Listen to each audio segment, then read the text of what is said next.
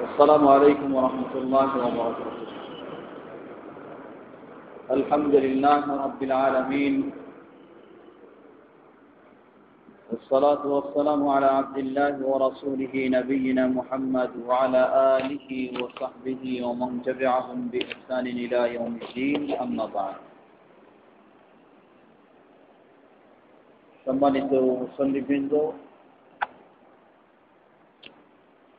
আল আকিদা আল ওয়াসিতিয়া এর ধারাবাহিক দর্শে আমরা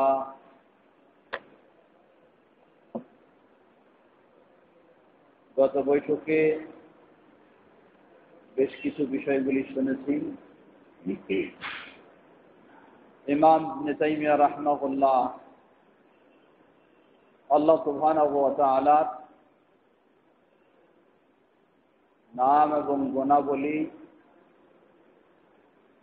নাম ও সিফাতগুলিকে ধারাবাহিকভাবে তিনি কোরআন এবং সুন্নাহর দলিল সহ উপস্থাপন করছেন। আজকে যে সিফাত বা আল্লাহ সুবহানাহু ওয়া তাআলার বৈশিষ্ট্য ও গুণ সম্পর্কে আমরা সর্বপ্রথমে শুরু করছি। বিষয়টি হলো ইসবাতুল ওয়াজহি লিল্লাহি সুবহানাহু ওয়া তাআলা। আল্লাহ সুবহানাহু ওয়া তাআলার চেহারা সাব্যস্ত প্রসঙ্গেই আজকের এই আলোচনা শুরু হচ্ছে।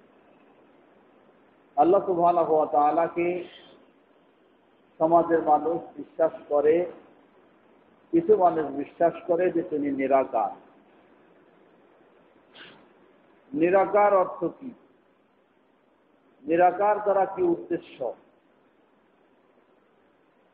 প্রকৃতপক্ষে তারা নিরাকার দ্বারা উদ্দেশ্য নেয় যে আল্লাহ সুবহানাহু ওয়া তাআলার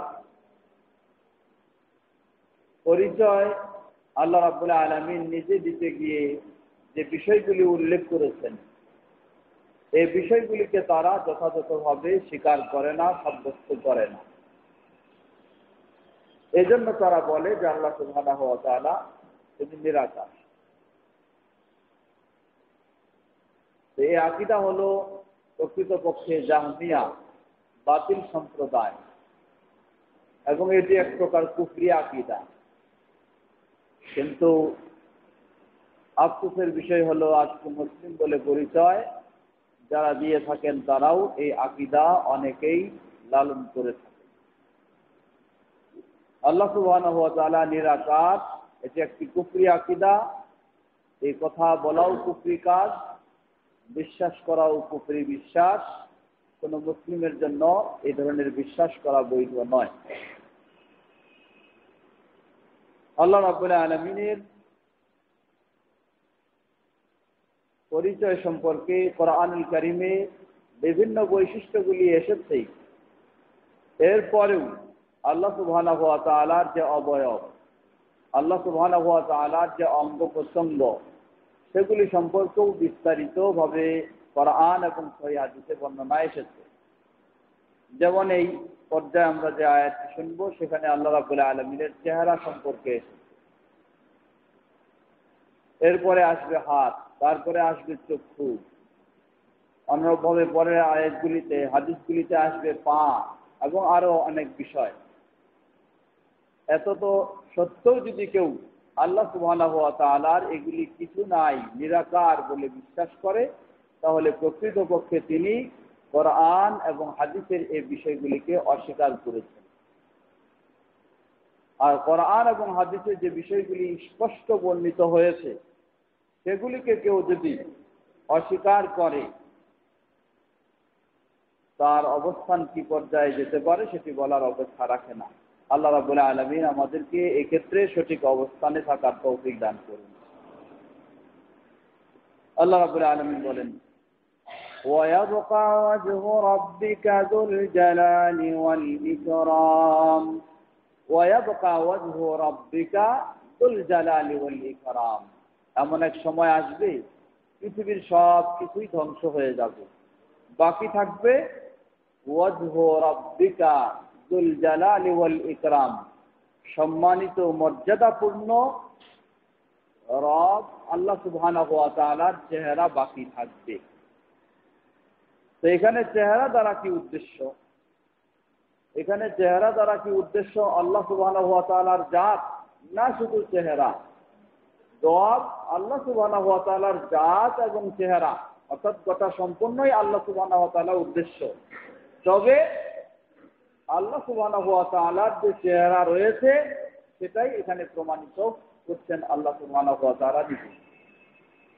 এরপরে আয়াতে আল্লাহ বলছেন, কুল্লু শাইইন হালিকুন ইল্লা ওয়াজহা, সব কিছুই শেষ হয়ে যাবে, আল্লাহ সুবহানাহু ওয়া তাআলার চেহারাই বাকি থাকবে, শেষ হবে না। এখানে একই উদ্দেশ্য, আল্লাহ সুবহানাহু ওয়া তাআলা উদ্দেশ্য মা ইসবাতিল ওয়াজহি লিল্লাহি তাআলা, উদ্দেশ্য আল্লাহ সুবহানাহু ওয়া তাআলা, তবে আল্লাহ সুবহানাহু ওয়া তাআলার চেহারাকে সাব্যস্ত করানো হচ্ছে এখানে। আমরা আগেই বলেছি আল্লাহ রাব্বুল আলামিনের এই বিষয়গুলি কিভাবে আমরা মেনে নিব। আল্লাহ রাব্বুল আলামিনের এই বিষয়গুলি মানার ক্ষেত্রে আমাদেরকে কয়েকটি বিষয় লক্ষ্য রাখতে হবে। প্রথম বিষয়, আল ওয়াজহু মারুফুন, আল্লাহর চেহারা রয়েছে এটা আমরা, আল্লাহ নিজেই বর্ণনা দিয়েছেন এটা জানলাম, চেহারা রয়েছে এটা জানলাম। দ্বিতীয় বিষয়, আল কাইফু মাজহুলুন, চেহারা কি ধরনের, আল্লাহর চেহারা কি মানুষের চেহারার মতো, না ফেরেশতার চেহারার মতো, না নবী রাসূলদের চেহারার মতো, এই কাইফ কি ধরনের এটা আমরা জানি না। কারণ আল্লাহ সুবহানাহু ওয়া তাআলার চেহারা রয়েছে এটা আল্লাহ আমাদেরকে সংবাদ দিয়েছেন, কিন্তু তার চেহারাটা কি ধরনের এটা আমাদেরকে বলেননি, জানাননি, তাই আমরা সেই কি ধরনের সেটা জানি না। কিন্তু জানি চেহারা আল্লাহ সুবহানাহু ওয়া তাআলার আছে। ওয়াল ঈমানু বিহি ওয়াজিবুন, আল্লাহ সুবহানাহু ওয়া তাআলার চেহারা রয়েছে এটার প্রতি ঈমান আনা ওয়াজিব, কারণ কোরআন এবং সুন্নাহয় প্রমাণিত হয়েছে। চতুর্থ বিষয়, আল্লাহ সুবহানাহু ওয়া তাআলার চেহারা রয়েছে এই বিষয়ে অনর্থক অশোভনীয় কোন রকমের প্রশ্ন করার সুযোগ নেই। কারণ যারা অনর্থক অশোভনীয় প্রশ্ন তুলেছে তারাই প্রকৃতপক্ষে আল্লাহ সুবহানাহু ওয়া তাআলার আসল বিষয়গুলিকে অস্বীকার করে দিয়েছে। যেমন সেই মুতাজিলা, তারা দাবি করেছে যে এই আয়াত থেকে আল্লাহর চেহারা বোঝা যায়, তাহলে চেহারা বলতে কি, এটি প্রকৃতপক্ষে চেহারা না এটি রূপক ভাবে ব্যবহার হয়েছে? তারা বলে এটি রূপক ভাবে ব্যবহার হয়েছে, আসলে আল্লাহর চেহারা বলতে কিছু নেই। কেন? যে আল্লাহর চেহারা যদি আমরা সাব্যস্ত করতে চাই, তাহলে চেহারা সাব্যস্ত করলে আল্লাহ রাব্বুল আলামিনের বডি সাব্যস্ত করাটা অপরিহার্য হয়ে যায়, কারণ বডি ছাড়া কারো চেহারা হতে পারে না। আর আল্লাহ সুবহানাহু ওয়া তাআলার বডি আছে বলে কোরআন সুন্নাহয় কোনো প্রমাণ পাওয়া যায় না। সুতরাং আল্লাহ রাব্বুল আলামিনের বডি যেহেতু নাই আর বডি ছাড়া চেহারা হতে পারে না, অতএব আল্লাহ সুবহানাহু ওয়া তাআলার চেহারা বলতে কিছু নেই, এগুলি রূপক অর্থে ব্যবহার হয়। এ হলো তাদের প্রশ্নের ধরন, এবং এই প্রশ্নের মধ্য দিয়ে তারা আসল বিষয়টাকে অস্বীকার করে বসে। আহলে সুন্নাহ ওয়াল জামাত যারা, তারা বিশ্বাস করে যে না, আল্লাহ সুবহানাহু ওয়া তাআলা তিনি নিজেই তার সম্পর্কে সবচেয়ে বেশি ভালো জানেন। তিনি তার নিজের পরিচয় দিতে গিয়ে বুঝাচ্ছেন যে তার চেহারা রয়েছে। অতএব আমরা বিশ্বাস করব আল্লাহ সুবহানাহু ওয়া তাআলার চেহারা রয়েছে, কিন্তু আল্লাহ সুবহানাহু ওয়া তাআলা আরেক জায়গায় নির্দেশনা দিচ্ছেন লাইসা কামিসলিহি শাই, তার তুলনা মাখলুকের মাঝে কোনো হতে পারে না। অতএব আল্লাহর চেহারাকে আমরা সাব্যস্ত করব, কিন্তু সেটাকে কোনো মাখলুকের সাথে সাদৃশ্য বা তুলনা করব না। আল্লাহ সুবহানাহু ওয়া তাআলার চেহারা রয়েছে কেমন, মহান আল্লাহ সুবহানাহু ওয়া তাআলার জন্য যেমন হওয়া শোভা পায়, ঠিক তেমনই মহান আল্লাহ সুবহানাহু ওয়া তাআলা। এরপরে ইসবাতুল ইয়াদাইনি লিল্লাহি তাআলা ফিল কোরআনিল কারীম, কোরআনুল কারীমে সাব্যস্ত হচ্ছে আল্লাহ সুবহানাহু ওয়া তাআলার দুটি হাত রয়েছে। খালি হাত রয়েছে, দুটি হাত রয়েছে, এটাই কোরআনুল কারীমে প্রমাণিত। আল্লাহ রাব্বুল আলামিন যেমন বলছেন, মা মানাআকা আন তাসজুদা লিমা খালাকতু বিয়াদাইয়া আল্লাহ বলছেন ইবলিসকে, হে ইবলিস, তোমাকে কিসে বাধা দিল তাকে সেজদা দিতে যাকে আমি আমার 2 হাত দিয়ে তৈরি করেছি, যাকে আমি আমার 2 হাত দিয়ে তৈরি করেছি আদম, সেই আদমকে সেজদা দিতে তোমাকে কিসে বাধা দিল? আল্লাহ নিজেই বলছেন আমার 2 হাত দিয়ে তৈরি করেছি। অন্য আয়াতে আল্লাহ বলছেন وقالت اليهود يد الله مغلولة غلت أيديهم ولعنوا بما قالوا بل يداه مبسوطتان ينفق كيف يشاء وقالت اليهود يد الله مغلولة। ইহুদ সমাজ যারা পৃথিবীতে সবচেয়ে বিভ্রান্ত সমাজ হলো, বিভ্রান্ত জাতি হলো সেই ইহুদ জাতি, যারা মানুষের ব্যাপারেও অশালীন বক্তব্য দিতে কোনো মনে করেনি, আল্লাহ সুবহানাহু ওয়া তাআলার ব্যাপারেও অশালীন, অশোভনীয়, অমার্জিত বক্তব্য দিতে কোনো মনে করেনি। ইহুদ সমাজের ধারণা, তাদের বিশ্বাস, তারা দাবি করে থাকে পৃথিবীতে মানুষ বলতে শুধু ইহুদ যারা তারাই আছে, আর কেউ মানুষ না। তাহলে অন্যরা কি বলে? যে এরা আসলে মানুষ নয়, এরা যেন আমাদের এই ইহুদিদের সেবা করার জন্য উপযোগী হয়, এই জন্যই এদেরকে মানুষের আকৃতি দিয়ে তৈরি করা হয়েছে। আসলে প্রকৃতপক্ষে এগুলো কেউ মানুষ না, মানুষ খালি যারা ইহুদ তারাই মানুষ। এই হলো তাদের ধারণা, এই হলো তাদের বিশ্বাস। তো মানুষের ব্যাপারে তারা যারা এই ধরনের অশালীন মন্তব্য, বক্তব্য দিয়েছে বা ধারণা করে, আল্লাহ সুবহানাহু ওয়া তাআলাকেও তারা বাদ দেয়নি, নবী রাসূলদেরকেও তারা বাদ দেয়নি। নবী রাসূলদেরকে সবচেয়ে যারা নবী রাসূলদের ব্যাপারে ঘাতকের ভূমিকা রেখেছে, সবচেয়ে নবী রাসূলদেরকে যারা বেশি হত্যা করেছে তারা হলো এই ইহুদ জাতি। আল্লাহ সুবহানাহু ওয়া তাআলার ব্যাপারে সবচেয়ে নোংরা, অশালীন, অশোভনীয় বক্তব্য যারা রেখেছে তারা হলো এই ইহুদ জাতি। তারা বলে ওয়াকালাতিল ইয়াহুদু ইয়াদুল্লাহি মাগলুলাতুন, তারা বলছে যে আল্লাহর হাত হলো গুটানো, মানে আল্লাহ কাউকে কিছু দেওয়ার দিতে পারেন না, কোনো দেন না, আল্লাহর হাতটা যেন গুটানো। আল্লাহ বলছেন গুল্লাত আইদিহিম, প্রকৃতপক্ষে তাদের হাতগুলি হলো গুটানো। ওয়ালুইনু বিমা ক্বালু, তারা আল্লাহর ব্যাপারে এই অশোভনীয় যা কিছু বলেছে এজন্য তারা লানত হয়েছে। বাল ইয়াদাহু মাবসুতাতানি ইউনফিকু কাইফা ইয়াশা, বরং আল্লাহ সুবহানাহু ওয়া তাআলার হাত দুটি সুপ্রশস্ত। ইউনফিকু কাইফা ইয়াশা, তিনি যেমন ইচ্ছা তেমন ভাবে তিনি যেভাবে দান করে থাকেন। আল্লাহ সুবহানাহু ওয়া তাআলা যেমন ইচ্ছা তেমন হিসাব ছাড়াই আল্লাহ সুবহানাহু ওয়া তাআলা ব্যয় করে থাকেন। আল্লাহ রাব্বুল আলামিনের হাত দুটি সুপ্রশস্ত। তাহলে আল্লাহ রাব্বুল আলামিন কোরআন কারীমে এই ধরনের আরো আয়াত রয়েছে যেখানে স্পষ্ট বর্ণনা নিজে দিচ্ছেন যে আল্লাহ রাব্বুল আলামিনের দুটি হাত রয়েছে। তাহলে আল্লাহর হাত রয়েছে কিনা এই বিষয়ে আমাদের আকীদা হবে। প্রথম কথা, আল্লাহর হাত রয়েছে। দ্বিতীয় আসবে আল্লাহ তাহলে হাত কয়টি রয়েছে? জবাব, আল্লাহ সুবহানাহু ওয়া তাআলা দুইটি হাত রয়েছে। দ্বিতীয় প্রশ্ন আসতে পারে, আল্লাহ সুবহানাহু ওয়া তাআলার হাত দুটি কি মানুষের যেমন একটা ডান একটা বাম রয়েছে, আল্লাহ রাব্বুল আলামিনেরও কি এই ধরনের ডান এবং বাম রয়েছে? জবাব, সহিহ মুসলিমের হাদিসে এসেছে, সহিহ হাদিসে এসেছে আল্লাহ সুবহানাহু ওয়া তাআলার দুটি হাত, ওয়া কিলতাহুমা ইয়ামিন, আর সেই দুটি হাতেই হলো ডান হাত আল্লাহ সুবহানাহু ওয়া তাআলা। তাহলে প্রথম পর্যায়ে হলো আল্লাহর হাত রয়েছে, এটা বিশ্বাস। দ্বিতীয় হলো আল্লাহ সুবহানাহু ওয়া তাআলার হাতের সংখ্যা, হাত হলো দুটি। তৃতীয় হলো আল্লাহ সুবহানাহু ওয়া তাআলার দুটি হাতেই হচ্ছে ডান হাত। কেন দুটি হাতেই ডান হাত? এই জন্য দুটি হাতেই ডান হাত, মানুষের একটা ধারণা রয়েছে আমার দুটি হাত, একটা হলো ডান আর একটা হলো বাম। ডান হাতটা হলো মজবুত শক্তিশালী আর বাম হাতটা হলো কি? দুর্বল। বাম হাতটা দুর্বল। সুতরাং আল্লাহ সুবহানাহু ওয়া তাআলারও যদি এইরকম কেউ ধারণা করে বসে, মনে করে যে আল্লাহরও দুটো হাত রয়েছে, একটা সবল আর একটা দুর্বল, তাহলে যেন আল্লাহ সুবহানাহু ওয়া তাআলাকে কি দুর্বলতা থেকে মুক্ত করা হলো না, বরং তার গায়ে বা তার জন্য দুর্বলতাকে জড়িয়ে দেওয়া হলো। এজন্যই আল্লাহ রাসূল সাল্লাল্লাহু আলাইহি সাল্লাম বলছেন যে না, আল্লাহ সুবহানাহু ওয়া তাআলার হাত দুটি, আর দুটি হচ্ছে কি? দুটি হচ্ছে ডান, যাতে কারো কোনো রকমের দুর্বলতা আল্লাহ সুবহানাহু ওয়া তাআলার ব্যাপারে ধারণা করার সুযোগ না আসে। এরপরে আবার সহিহ বুখারী হাদিসে স্পষ্টভাবে এসেছে, শুধু দুই হাত নয়, এবং হাতের আঙ্গুলও রয়েছে।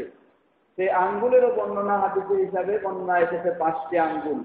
কিয়ামতের দিন আল্লাহ সুবহানাহু ওয়া তাআলা হাতের এক আঙ্গুলে থাকবে আসমান, এক আঙ্গুলে থাকবে জমিন, এক আঙ্গুলে থাকবে গাছপালা ইত্যাদি বর্ণনাও বিস্তারিতভাবে হাদিসে এসেছে, যেগুলি সামনে হাদিসের দলিল যখন আমরা আলোচনা করব তখন আসবে। তাহলে এই আয়াতগুলি থেকে এটাই আমাদের প্রমাণিত হচ্ছে যে আল্লাহ সুবহানাহু ওয়া তাআলার হাত রয়েছে, আমরা বিশ্বাস করব। সেই হাত হলো দুটি, এবং দুটি হচ্ছে ডান হাত। তৃতীয় চতুর্থ পর্যায়ে বলবো আমরা হাত দুটি কেমন। জবাব, আল্লাহ সুবহানাহু ওয়া তাআলা ভালো জানেন। আল্লাহ সুবহানাহু ওয়া তাআলা ভালো জানেন তার হাত দুটি কেমন। মহান আল্লাহ সুবহানাহু ওয়া তাআলার জন্য যেই ধরনের মহান হাত হওয়াটা শোভা পায়, সেই ধরনেরই তার হাত রয়েছে। কোন মাখলুকের সাথে তার হাতের কোনো সাদৃশ্য তুলনা হতে পারে না। কারণ হাত যখনই বলবো তখনই মানুষের একটা চিন্তা এসে যাবে যে আমার তো এই হাত রয়েছে, তাহলে এই হাতের মতোই হাত। না, এই চিন্তাটা করাটাও ভুল। কেন ভুল? উদাহরণস্বরূপ ধরে নেন একটা বানর, বানরেরও হাত রয়েছে। গরু ছাগলেরও বলি আমরা পা এবং হাত রয়েছে। তো যদি কেউ বলে যে ছাগলের হাত, তখন তো কারো চিন্তাটা চলে আসবে না ছাগলের হাত মানে আমার হাতের মতো। এটা কি কারো চিন্তা আসে? কখনো আসে না। যদি বলা হয় অমুক একটা কোনো কীট পতঙ্গের হাত, তখন কখনো মানুষের চিন্তা আসে না যে তার হাতটা তাহলে আমার হাতের মতো। এখানে যেহেতু চিন্তা আসে না যে তার হাত আমার হাতের মতো, সুতরাং আল্লাহ সুবহানাহু ওয়া তাআলার হাত যখন বলা হয় তখন মানুষের মাখলুকের এই হাতের মতো চিন্তা করাটা ঠিক নয়, বরং সেখানে মনে করতে হবে আল্লাহ সুবহানাহু ওয়া তাআলার হাত মহান আল্লাহর জন্য যে ধরনের মহান হাত হতে পারে সেরকমই তার জন্য সুবহানাহু ওয়া তাআলা। এরপরে আসছে ইসবাতুল আইনাইনি লিল্লাহি তাআলা। আল্লাহ সুবহানাহু ওয়া তাআলার দুটি চক্ষু রয়েছে। আল্লাহ সুবহানাহু ওয়া তাআলার দুই চক্ষু রয়েছে। আল্লাহ বলছেন ওয়াসবির লিহুকমি রাব্বিকা ফাইন্নাকা বিআয়ুনিনা। অন্য আরেক আয়াতে বলছেন ওয়াহামালনাহু আলা যাতি আলওয়াহিন ওয়াদুসুর تجري بأعيننا جزاء لمن كان كفر. আরেক আয়াতে বলছেন وألقيت عليك محبة مني ولتصنع على عيني. আল্লাহ সুবহানাহু ওয়া তাআলা কোরআনুল কারীমে একাধিক আয়াতে তার চক্ষুর বর্ণনা দিয়েছেন। তবে চক্ষুর বর্ণনা দিতে গিয়ে আল্লাহ রাব্বুল আলামিনের চক্ষুর ক্ষেত্রে কখনো একবচন শব্দ ব্যবহার করেছেন, কখনো দ্বিবচন শব্দ ব্যবহার করেছেন। তাহলে কখনো একবচন শব্দ ব্যবহার করেছেন, কখনো বহুবচন শব্দ ব্যবহার করেছেন। আল্লাহ সুবহানাহু ওয়া তাআলার চক্ষু রয়েছে, এটা হলো 1 নাম্বার। 2 নাম্বার, চক্ষু কয়টি? আমরা বলবো চক্ষু হলো আল্লাহ সুবহানাহু ওয়া তাআলার দুটি। কিভাবে দুটি? প্রমাণ কি? এখানে যেহেতু একবচনও ব্যবহার হয়েছে এবং বহুবচনও ব্যবহার হয়েছে। বহুবচন মানে সেটা 3 অর্থ ব্যবহার হয় বা তার চেয়েও বেশি। তাহলে বেশি কেন বললাম না আমরা? জবাব, অন্য হাদিসে এই বিষয়টিকে স্পষ্ট করা হয়েছে। রাসূল সাল্লাল্লাহু আলাইহি ওয়াসাল্লাম দাজ্জালের বর্ণনা দিতে গিয়ে বলেন, দাজ্জাল কিয়ামতের বড় আলামতগুলির মধ্যে অন্যতম একটি আলামত দাজ্জালের আগমন। সেই দাজ্জাল কেমন হবে? আল্লাহ সুবহানাহু ওয়া তাআলা সেই দাজ্জালকে মানুষকে পরীক্ষা করার জন্যই আসার সুযোগ দেবেন। রাসূল সাল্লাল্লাহু আলাইহি ওয়াসাল্লাম সেই দাজ্জালের বর্ণনা দিতে গিয়ে এই দাজ্জাল সম্পর্কে সমাজে কিছুটা বিভ্রান্তি কেউ ছড়াচ্ছেন। বায়েজিদ খান পন্নী নামে একজন ব্যক্তি বা এক লেখক, তিনি এক দলের প্রধান। তিনি একটি বই লিখেছেন দাজ্জাল বা দাজ্জালের আগ্রাসন। সেখানে একটা ঈদ জানোয়ারের মতো ছবি হাতে দেওয়া হয়েছে এবং তিনি উদ্দেশ্য নিয়েছেন এই দাজ্জাল দ্বারা ইহুদ ও খ্রিস্টানদের আগ্রাসন বা আক্রমণ, এটাকে তিনি উদ্দেশ্য নিয়েছেন। তিনি বলতে চাচ্ছেন যে না, দাজ্জাল বলতে কোনো প্রাণী নয়, দাজ্জাল বলতে হলো সেই ইহুদ এবং খ্রিস্টানদের যে আক্রমণ, সেটাই হচ্ছে দাজ্জাল, কোনো প্রাণী নয়। আমরা বলবো তার এই ধারণাটি কখনো সঠিক নয়, এটি অবশ্যই ভুল এবং সুন্নাহর আলোকে সঠিক ধারণা থেকে বহু দূরে। বরং দাজ্জাল, কোরআন এবং হাদিসে যে দাজ্জালের বর্ণনা এসেছে বা হাদিসে যে দাজ্জালের বর্ণনা এসেছে, সে দাজ্জাল হচ্ছে দুই ধরনের। অবশ্য দুই ধরনের বলতে, একটা দাজ্জাল হলো কিয়ামতের ছোট আলামত, আর একটা দাজ্জাল হলো কিয়ামতের বড় আলামত। কিয়ামতের ছোট আলামত বলতে দাজ্জাল যেটা, সেই দাজ্জাল হলো যারা মিথ্যুক, যারা মিথ্যা কথা বলে, এরাই।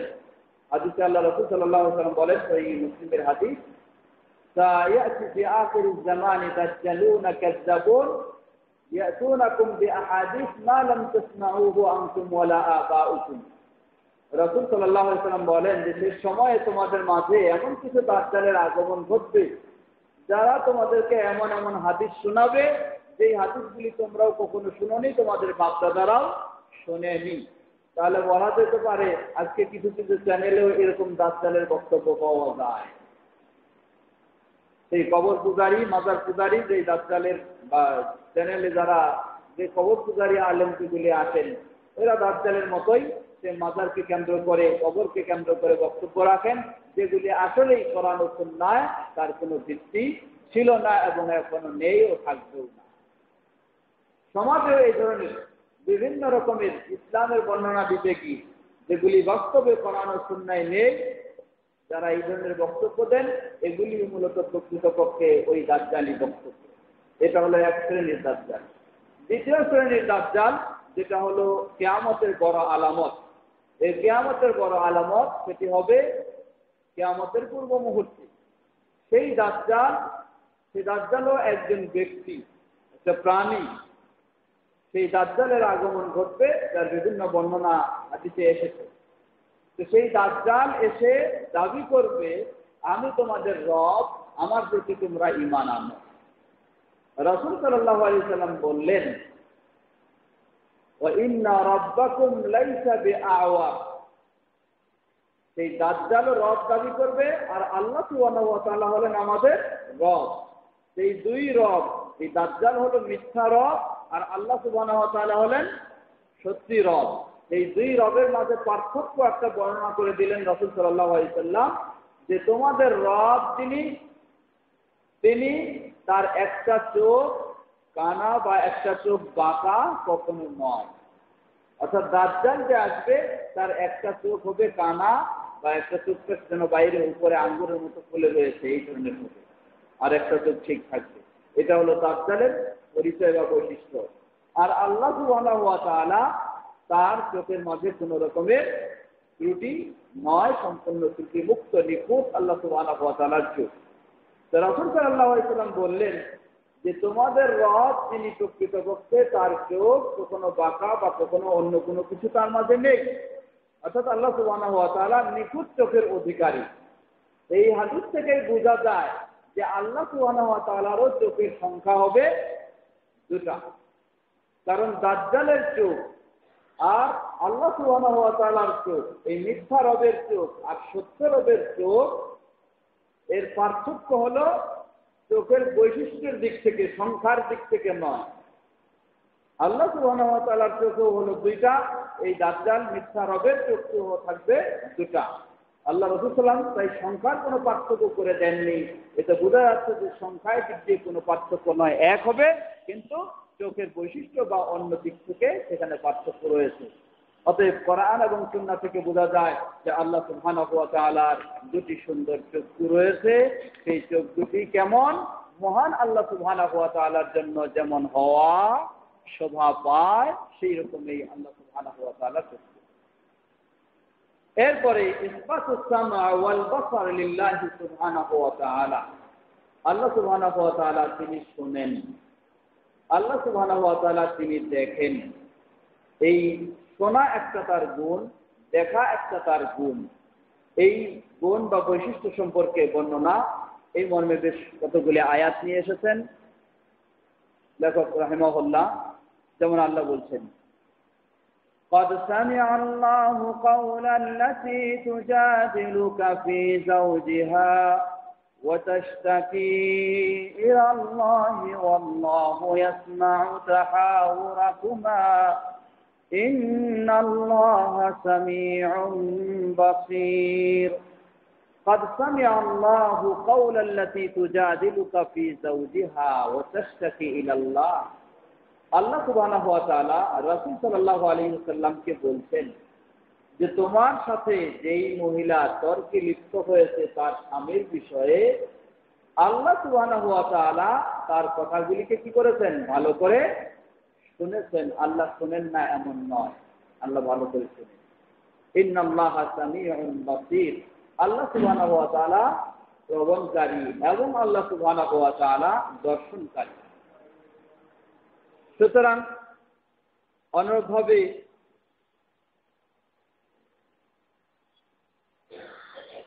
আল্লাহ সুবহানাহু ওয়া তাআলার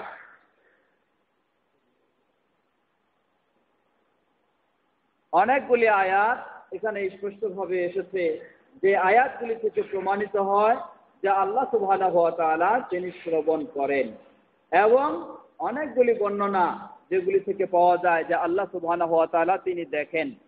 যেমন আল্লাহ বলছেন ইন্নানি মাকুমা আসমাউ ওয়া আরা। মূসা এবং হারুন আলাইহিমাস সালাম তাদেরকে আল্লাহ সুবহানাহু ওয়া তাআলা যখন বললেন যে তোমরা যাও তার কাছে, ফেরাউনের কাছে যাও, তার কাছে গিয়ে তোমরা তাকে তাওহীদের দাওয়াত, দ্বীনের দাওয়াত দাও। মূসা আলাইহিস সালাম এবং হারুন আলাইহিস সালাম তারা খুব ভয় পেলেন, মনে করলেন যে এই লোকটা হলো খারাপ মানুষ, আমরা তাদেরকে ভালো দাওয়াত দিতে যাব, তারা আমাদেরকে কি বলে ফেলে, সে আমাদের সাথে কি আচরণ করে ফেলে তা বলা যায় না, তাই তারা ভয় করছিলেন। আল্লাহ বললেন ইন্নানি মাআকুমা, আমি তোমাদের সাথে আছি, আসমাউ ওয়া আরা, আমি শুনছি এবং আমি দেখছি, সে কি বলবে আর কি করবে আমি সব শুনছি এবং দেখছি, তোমরা যাও, আমি তোমাদের সাথে রয়েছি। এই আয়াতটি পরেও আলোচনা আসবে যে আল্লাহ সুবহানাহু ওয়া তাআলা সুতরাং মূসা এবং হারুন আলাইহিমাস সালাম তাদের সাথে রয়েছেন। কিভাবে রয়েছেন? শোনার দিক থেকে এবং দেখার দিক থেকে, সশব্দে সরাসরি তাদের সাথে রয়েছেন বিষয়টি এমন নয়, রয়েছেন শোনার দিক থেকে এবং দেখার দিক থেকে। এই ধরনের অসংখ্য আয়াত রয়েছে, এখানে কমপক্ষে 8 থেকে 10টি আয়াত নিয়ে এসেছেন যেগুলি প্রমাণ করে যে আল্লাহ সুবহানাহু ওয়া তাআলা তিনি শ্রবণ করেন এবং দেখেন। মুতাজিলা সম্প্রদায় তারা বিশ্বাস করে যে আল্লাহ সুবহানাহু ওয়া তাআলার শ্রবণ শক্তি বলতে কিছু নেই, আল্লাহ রাব্বুল আলামিন কোনো শ্রবণ করেন না, এই ধরনের বাতিল তারা বিশ্বাস করে থাকে। মূলত আমরা বলবো এই কথা বাতিল কথা, কখনোই সঠিক নয়। সঠিক হলো আল্লাহ সুবহানাহু ওয়া তাআলা তিনি পৃথিবীতে যা কিছুই বলা হয় সব কিছু শ্রবণ করেন, যতই গভীরে গোপনে সব এবং চুপি চুপি ভাবে সব তিনি শোনেন, এবং পৃথিবীতে যা কিছু ঘটছে সব কিছু তিনি দেখেন, যতই অন্ধকারে ও গভীর গর্তের মাঝে হোক না কেন সব তিনি দেখেন, তাকে ফাঁকি দেওয়ার কোনো সুযোগ নেই। এরপরে বলছেন ইসবাতুল মাকরি ওয়াল কাইদি লিল্লাহি তাআলা আলা মা ইয়ালিকু বিহ। আল্লাহ সুবহানাহু ওয়া তাআলার আরো কিছু বর্ণনা বৈশিষ্ট্য, সেগুলি যেমন আল মাকর ওয়াল কাইদ। আল মাকর দ্বারা সাধারণত ষড়যন্ত্র অর্থ বোঝানো হয়, ষড়যন্ত্র করা। আর কাইদও হলো সেই অপকৌশল ও ষড়যন্ত্র। তা আল্লাহ সুবহানাহু ওয়া তাআলার গুণাবলী বর্ণনার ক্ষেত্রে এই মাকার এবং কাইদ এই শব্দগুলি ব্যবহার হয়েছে। যেমন আল্লাহ বলেন ওয়া মাকারু ওয়া মাকারাল্লাহ ওয়াল্লাহু খায়রুল মাকিরিন। ওয়া মাকারু ওয়া মাকারাল্লাহ ওয়াল্লাহু খায়রুল মাকিরিন।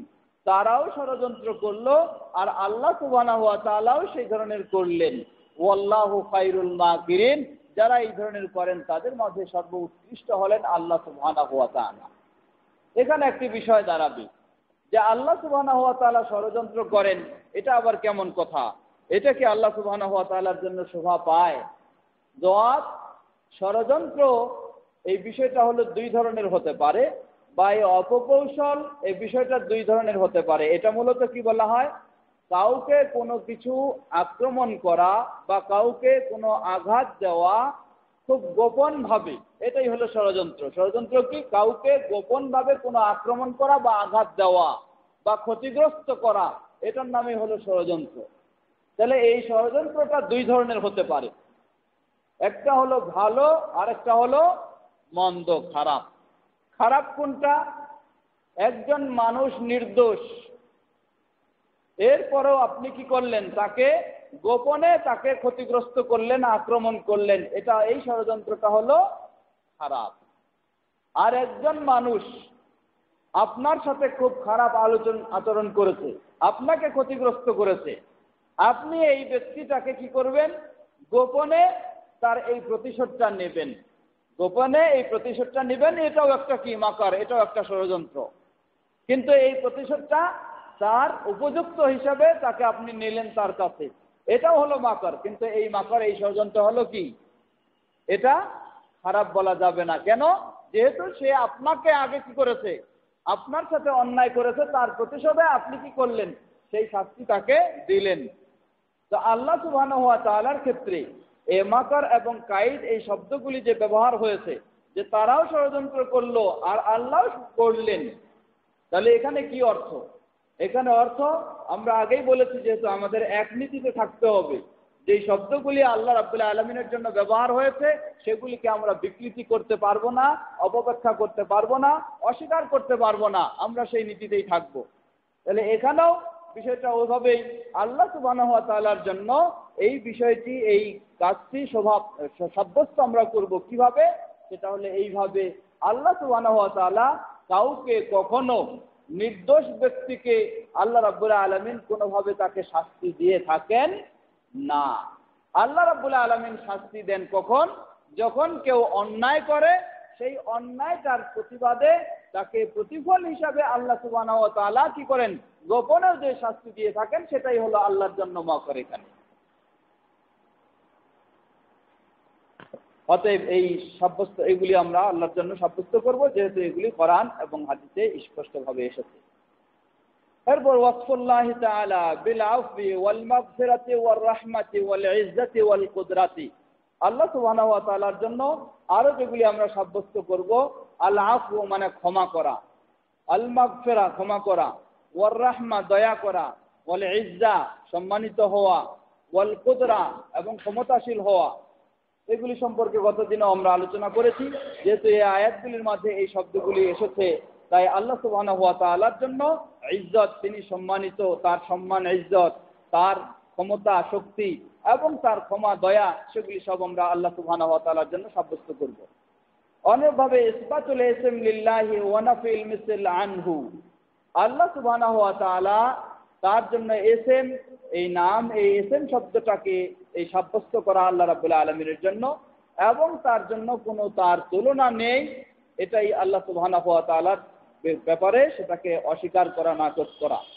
যেমন আল্লাহ রাব্বুল আলামিন বলেন, ফা'বুদহু ওয়াসতাবির লিইবাদাতিহি হাল তা'লামু লাহু সামিয়া। ফা'বুদহু ওয়াসতাবির লিইবাদাতিহি, তোমরা তার ইবাদত করো এবং কি করো?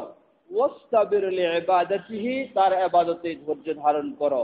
হাল তা'লামু লাহু সামিয়া, তোমরা কি আল্লাহ সুবহানাহু ওয়া তাআলার সমকক্ষ কাউকে বা আল্লাহ তাআলার সমপর্যায় কাউকে জানো বা মনে করো? অতএব আল্লাহ সুবহানাহু ওয়া তাআলার কোনো ক্ষেত্রে কোনোভাবে তার কোনো সমকক্ষ নেই। এরপরে আসতেছে আরেকটা অধ্যায় পরে আজকে আমি শেষ করব, যেহেতু বিদ্যুৎ নেই, অনেকেই হয়তো গরম হচ্ছে। এরপরে একটি গুরুত্বপূর্ণ বিষয়, সেটি কালকে শুরু করব আমরা ইনশাআল্লাহ। নাফিউ শারীক আনিল্লাহি তাআলা, আল্লাহ সুবহানাহু ওয়া তাআলার সাথে সকল প্রকার শরীক হওয়া, তার অংশী হওয়া, অংশীদার হওয়া, সকল প্রকার সেগুলিকে আমরা নাকচ করব, অস্বীকার করব। আল্লাহ বলছেন, কুলিল হামদুলিল্লাহিল্লাযী লাম ইয়াত্তাখিয ওয়ালাদান ওয়া লাম ইয়াকুল লাহু শারীকুন ফিল মুলক ওয়া লাম ইয়াকুল লাহু ওয়ালিয়্যুম মিনায-যুল্লি ওয়া কাব্বিরহু তাকবীরা। কুলিল হামদুলিল্লাহিল্লাযী লাম ইয়াত্তাখিয ওয়ালাদা, বলো প্রশংসা হলো একমাত্র সেই আল্লাহ সুবহানাহু ওয়া তাআলা, লাম ইয়াত্তাখিয ওয়ালাদা, যিনি কোনো সন্তান গ্রহণ করেননি। তাহলে আল্লাহ সুবহানাহু ওয়া তাআলা সন্তান গ্রহণ করেননি। আমরা জানি যেই দম্পতি অর্থাৎ যখন কারো বিয়ে হয়, বিয়ের পরে যদি সন্তান না হয় তাহলে এটা যেন তার জন্য একটা অপরিপূর্ণতা, কি বলেন ঠিক কিনা? তাহলে সন্তান হওয়াটা তো হলো কি একটা পরিপূর্ণতার পরিচয়, সন্তান হওয়াটা একটা ভালোর পরিচয়।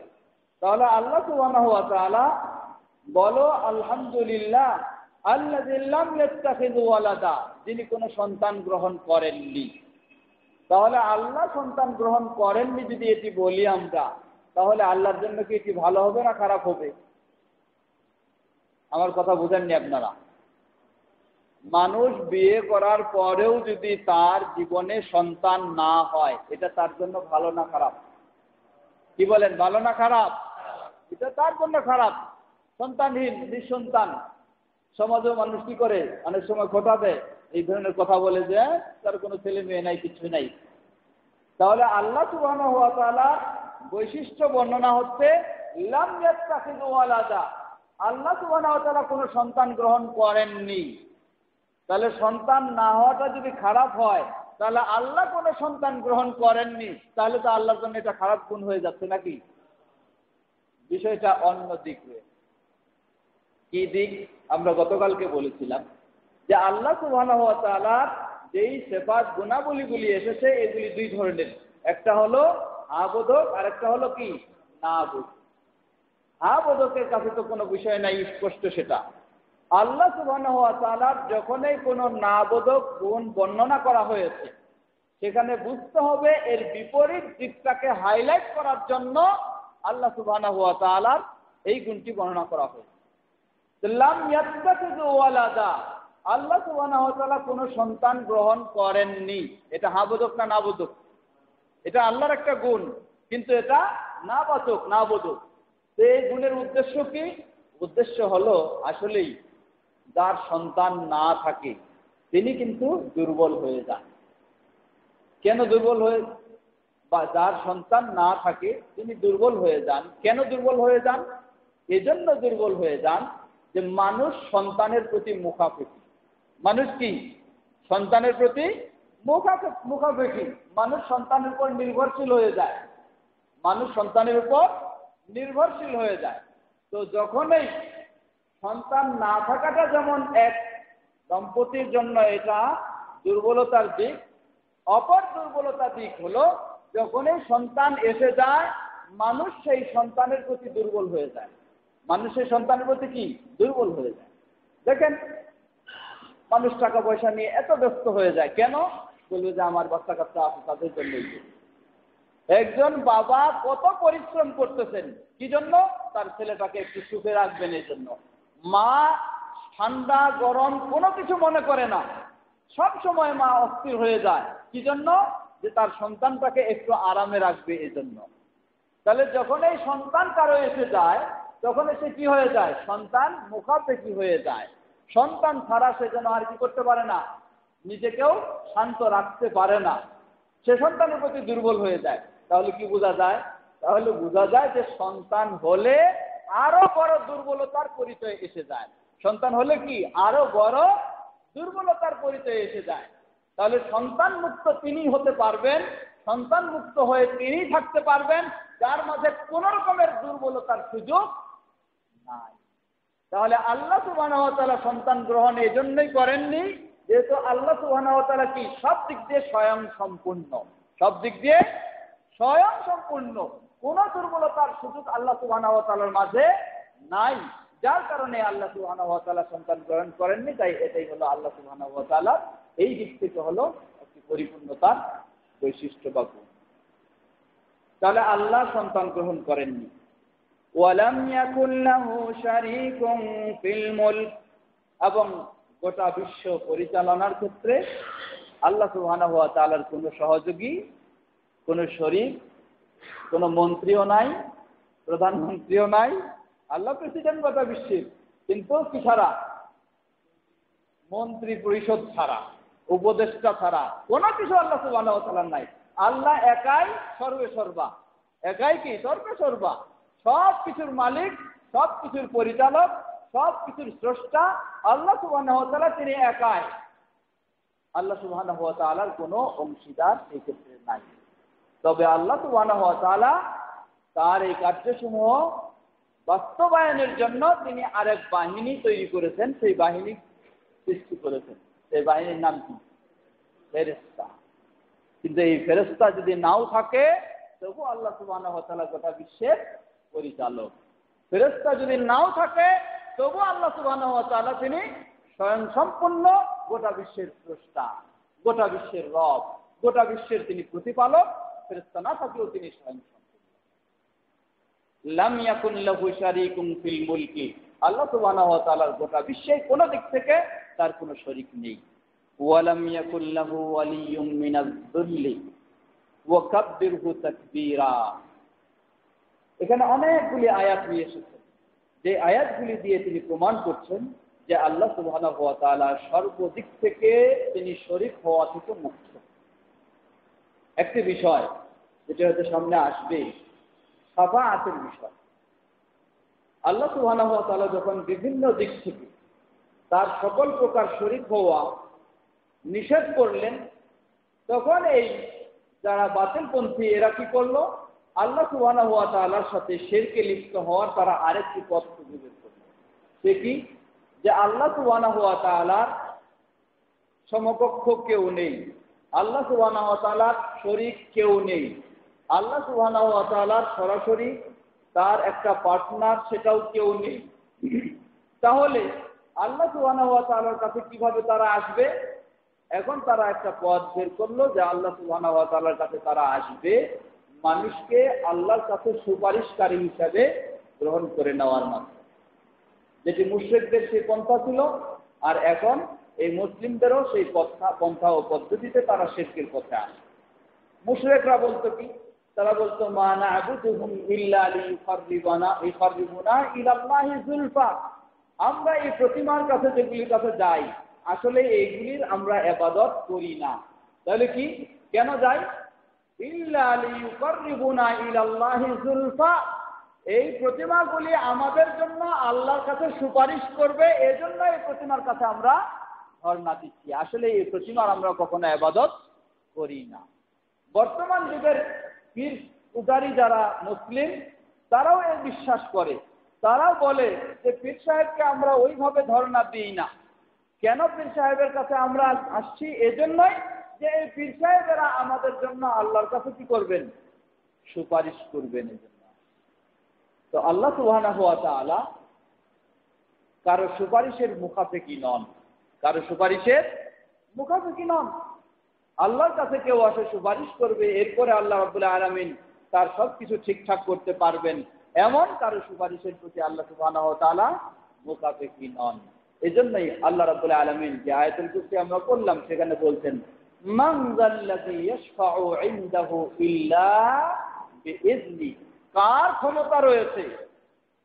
পৃথিবীতে হয়তো একটা বড় খানকা খুলে দিতে পারে কেউ, অসুবিধা নাই, কারণ এখানে তার খানকা খোলার জন্য সহযোগিতা দেওয়ায় অনেক কিছু রয়েছে। কিন্তু আল্লাহ সুবহানাহু ওয়া তাআলার কাছে এই খানকার কোনো মূল্য নেই যদি এটা শিরক মুক্ত না হয়। কার ক্ষমতা রয়েছে? আল্লাহর কাছে গিয়ে সুপারিশ করবে আল্লাহর অনুমতি ছাড়া। অতএব সকল প্রকার এই ধরনের শরীক বিষয়গুলি আল্লাহ রাব্বুল আলামিনের জন্য সেগুলি সাব্যস্ত কোনো দিক থেকেই, কোনো দৃষ্টিকোণ থেকেই হতে পারে না। এরপরে আসতেছে একটি অত্যন্ত গুরুত্বপূর্ণ বিষয়। এই বিষয়টির সাথে সংশ্লিষ্ট অনেকগুলি বিষয় আগামীকালকে আমরা আলোচনা করব। সামান্য এখানে একটু বিষয়টা আলোচনা করে শেষ করব আজকে। ইসবাতু ইস্তিওয়াইল্লাহি আলা আরশিহি, আল্লাহ সুবহানাহু ওয়া তাআলার অবস্থান কোথায়, যে একটি গুরুত্বপূর্ণ আকীদা যে আল্লাহ রাব্বুল আলামিন স্বসত্তায় সর্বত্র বিরাজমান না, আল্লাহ সুবহানাহু ওয়া তাআলা কোথায় রয়েছেন? আরশের উপরে রয়েছেন। জবাব, আল্লাহ সুবহানাহু ওয়া তাআলা স্বসত্তায় সর্বত্র তিনি বিরাজমান নন, বরং আল্লাহ সুবহানাহু ওয়া তাআলা স্বসত্তায় তিনি আরশের উপরে রয়েছেন। সত্তায় আল্লাহ সুবহানাহু ওয়া তাআলা তিনি আরশের উপরে রয়েছেন, সর্বত্র বিরাজমান। প্রমাণ কি? এটা কি আমাদের নিজস্ব মন গড়া কথা বা ধারণা? জবাব না, কখনো আমাদের নিজস্ব মন গড়া কথা নয়, ধারণাও নয়। এর প্রমাণ অসংখ্য অগণিত রয়েছে। তার মধ্যে সরাসরি 7টি আয়াত, এই 7টি আয়াতে আল্লাহ সুবহানাহু ওয়া তাআলার অবস্থান সম্পর্কে আল্লাহ রাব্বুল আলামিন নিজেই বর্ণনা দিয়েছেন। আল্লাহ বলছেন, আর রহমানু আলাল আরশি ইস্তাওয়া, আর রহমানু আলাল আরশি ইস্তাওয়া। দয়াময় রহমান তিনি রয়েছেন কোথায়? আলাল আরশি, আরশের উপরে রয়েছেন, আরশের উপরে তিনি সমুন্নত। অন্যভাবে আল্লাহ বলছেন, ইন্না রাব্বাকুমুল্লাহুল্লাযী খালাকাস সামাওয়াতি ওয়াল আরদা ফী সিত্তাতি আইয়াম সুম্মা ইসতাওয়া আলাল আরশ। ইন্না রাব্বাকুমুল্লাহুল্লাযী খালাকাস সামাওয়াতি ওয়াল আরদা ফী সিত্তাতি আইয়াম। তোমাদের রব হলেন তিনি, যিনি আসমান ও জমিনকে সৃষ্টি করেছেন কয় দিনে? 6 দিনে। সুম্মা ইসতাওয়া আলাল আরশ, অতঃপর তিনি আরশের উপর সমুন্নত হলেন, আরশের উপরে রয়েছেন। এই ধরনের আয়াতগুলি এসেছে সূরা তাহা 5 নম্বর, সূরা আরাফ 54 নম্বর, অনুরূপভাবে সূরা ইউনূস 3 নম্বর, সূরা রাদ 2 নম্বর, সূরা ফুরকান 59 নম্বর এবং সূরা সাজদা 4 নম্বর, সূরা হাদীদ 4 নম্বর। এই আয়াতগুলিতে আল্লাহ সুবহানাহু ওয়া তাআলা স্পষ্টভাবে 7টি আয়াতে পরিষ্কারভাবে বর্ণনা করে দিয়েছেন যে আল্লাহ সুবহানাহু ওয়া তাআলা তিনি রয়েছেন আরশের উপরে। এই আয়াতগুলি ইস্তাওয়া আলাল আরশ, এই অনুবাদ করতে গিয়েও আমাদের অনেকে ভুল করেছেন।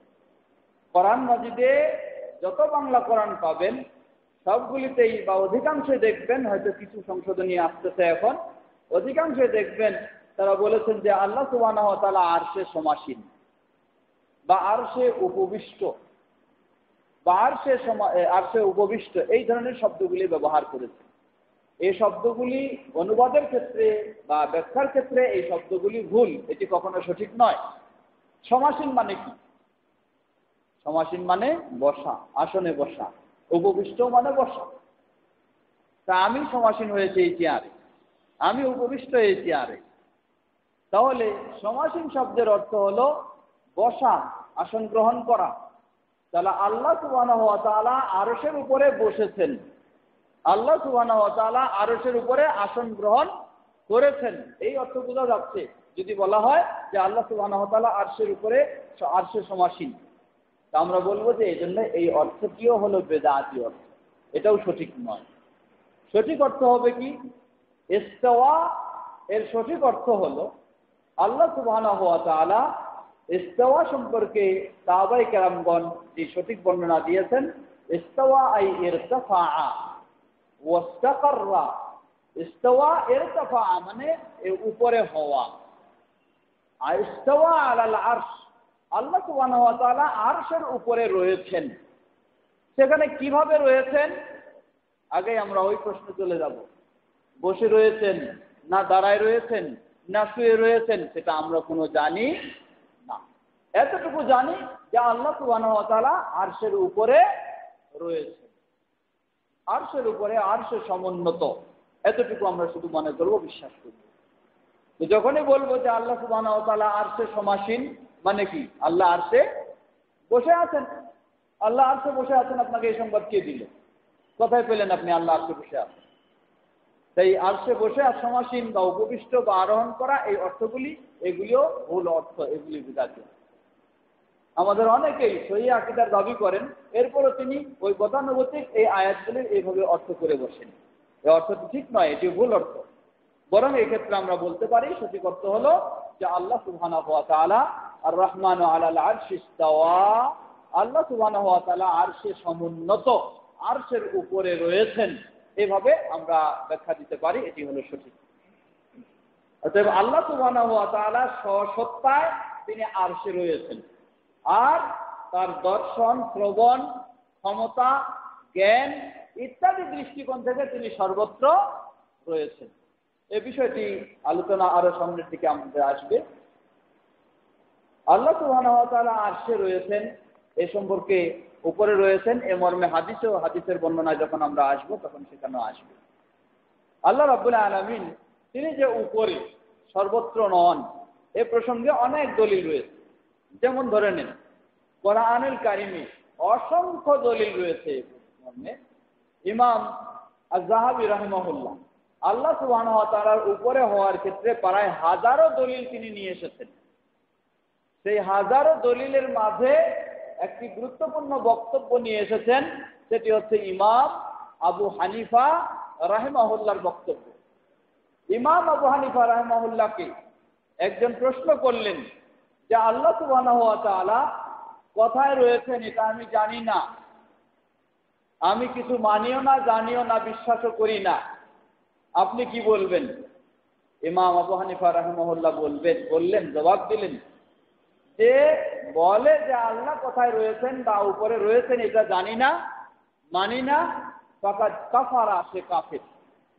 কারণ আন্নাল্লাহ তাআলা ক্বাল আর-রাহমানু আলাল আরশি ইসতাওয়া, আল্লাহ সুবহানাহু ওয়া তাআলা স্বয়ং তিনি নিজেই নিজের পরিচয় বর্ণনা করে দিচ্ছেন যে আল্লাহ সুবহানাহু ওয়া তাআলা কোথায়? আরশের উপরে। আল্লাহ সুবহানাহু ওয়া তাআলা কোরআনে একাধিক আয়াতে তিনি নিজেই নিজের পরিচয় বর্ণনা করে দিচ্ছেন যে তিনি আরশের উপরে রয়েছেন। এরপরেও কেউ যদি বলে যে আল্লাহ কোথায় রয়েছেন এটা জানি না, ফাকাদ কাফারা, সে কাফের, সে মুসলিম নয়। কারণ সে কোরআনের এই আয়াতগুলিকে বিশ্বাস করে নাই। যদি বিশ্বাস করতো তাহলে অবশ্যই সে বিশ্বাস করতো আল্লাহ সুবহানাহু ওয়া তাআলা আরশের উপরে রয়েছে। আবার প্রশ্ন করলেন আরেকজন, আমি বুঝলাম আল্লাহ বলেছেন যে আরশের উপরে রয়েছেন, এটা বুঝলাম যে আল্লাহ আরশের উপরে রয়েছেন, কিন্তু আরশ কোথায়, উপরে না নিচে, ডানে না বামে, তা কিছু আমি জানি না। ইমাম আবু হানিফা রাহিমাহুল্লাহ বলেন ফাকাদ কাফারা, কারণ সেও কাফের। কারণ আল্লাহ সুবহানাহু ওয়া তাআলার আরশ কোথায়, এটি পানির নিচে না, জমিনে না, কোথায়, এই সময় বিষয়গুলি আল্লাহ সুবহানাহু ওয়া তাআলা এবং রাসূল সাল্লাল্লাহু আলাইহি ওয়াসাল্লাম স্পষ্ট করে দিয়েছেন যে আরশ হলো সত্য আসমানের উপরে। এরপরেও কেউ যদি বলে যে আরশ কোথায় এটাও জানি না, আল্লাহ আরশের উপরে আছে ঠিকই কিন্তু আরশ কোথায় এটাও জানি না, তাহলে কি? এটাও হলো কুফরি আকীদা। আমাদের ভাইয়েরা কি আকীদা পোষণ করে? তাদের আকীদাটা দেখুন, তারা বলে যে আল্লাহ আরশের উপরে আছে ঠিকই আছে, কিন্তু আরশ কোনটা? আরশ হলো কালবুল মুমিন, মুমিনের হৃদয়, মুমিনের অন্তর, এটা হলো আল্লাহর আরশ। আর এই আরশের উপরে আল্লাহ সুবহানাহু ওয়া তাআলা আছেন, নাউযুবিল্লাহ। কিভাবে তারা বিষয়টাকে নিয়েছিল? যত পীরপন্থী তরিকাপন্থী তাদের বিশ্বাস হলো এই পচা কুফরি আকীদা। তাহলে তারা বলে যে কালবুল মুমিনে আরশুর রহমান, মুমিনের অন্তর হলো কি? আল্লাহর আরশ। আর এই আল্লাহর আরশে আল্লাহ সুবহানাহু ওয়া তাআলা আছেন। অতএব আল্লাহ কোথায় আছেন? আমার কলবে আল্লাহই আছেন, আমার কলবে আল্লাহই আছেন, কারণ এটা যেহেতু আল্লাহর আরশ। এইসব হলো বাতিল এবং কুফরি কথা। একজন ব্যক্তি আলহামদুলিল্লাহ আসলেই তিনি একটু চিন্তা করবেন, বোঝার চেষ্টা করবেন, আল্লাহ সুবহানাহু ওয়া তাআলা তাকে হেদায়েত দিবেন, এতে কোনো সন্দেহ নেই। যিনি চেষ্টা করবেন এবং আল্লাহর কাছে চাইবেন। একজন ব্যক্তি তিনি একটা রশি দিয়ে যথেষ্ট হয়নি।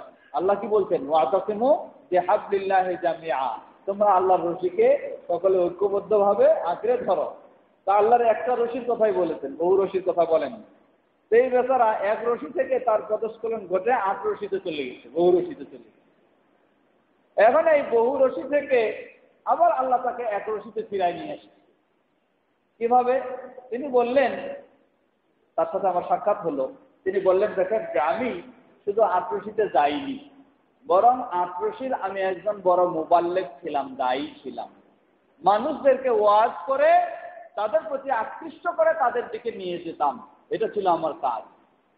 কিন্তু সেখানেও আমি যখন যেই ওয়াজগুলি আমি নিজেও করতেছি, করার পরে কেন যেন আমার মাঝে একটা চিন্তা আসলো যে আসলেই এই কথাগুলি বাস্তব কিনা। কি কথা? যে এই সমস্ত কথা যে মুমিনের কলব হলো আল্লাহর আরশ, অতএব আল্লাহ এখানেই রয়েছে, সুতরাং এইভাবে জিকির করলে আল্লাহকে পাওয়া যাবে, এই সমস্ত কথাগুলি বলছে। তিনি বললেন যে আমি চিন্তা করলাম যে মুমিনের কলব আরশ, আল্লাহর আরশ, এটা কোনো হাদিস কোরআনে বিশুদ্ধভাবে কোথাও আছে কিনা। বললেন যে আসলে চিন্তা করে পেলাম যে না, কোনো বিশুদ্ধ হাদিসে নয়, এটা হলো একটা জাল হাদিস, বানাওটি শয়তানের কথা এটা। যখন কিছু পেলাম না, তারপর বিষয়টা যেন কোরআনের অন্যান্য বিষয়গুলির সাথে আমার কাছে মিল হচ্ছে না হওয়াতে শেষটায় আমি তাদের দায়িত্ব দূরের কথা, তাদের অনুসারী থেকে আমি তওবা করে সঠিক পথে ফিরে এসেছি, আলহামদুলিল্লাহ। তো এই বিষয়গুলি যদি কেউ একটু চিন্তা করে তাহলে তার কাছে অবশ্যই স্পষ্ট হয়ে যাবে। ইমাম আবু হানিফা রাহিমাহুল্লাহর কাছে প্রশ্ন করলেন, এই ধরনের লোকেরাই প্রশ্ন করেছে যে তারা হয়তো বিশ্বাস করে যে আল্লাহ আরশের উপরে রয়েছেন, এটা বিশ্বাস করে ঠিকই, কিন্তু আরশ কোনটা, সে আরশ তো বানায় নিয়েছে নিজের ভিতরে। তাহলে কোরআন অনুযায়ী বিশ্বাস করছে যে আল্লাহ আরশের উপরে, আর আরশ হলো নিজের ভিতরে। তো এইভাবে যদি বিশ্বাস করে, ইমাম আবু হানিফা রাহিমাহুল্লাহ স্পষ্টভাবে 1300 বছর আগেও তাকে কি করেছেন, কাফের বলে, এই আকীদা পোষণকারীকে কাফের বলে তিনি ফতোয়া দিয়েছেন, ইমাম আবু হানিফা রাহিমাহুল্লাহ।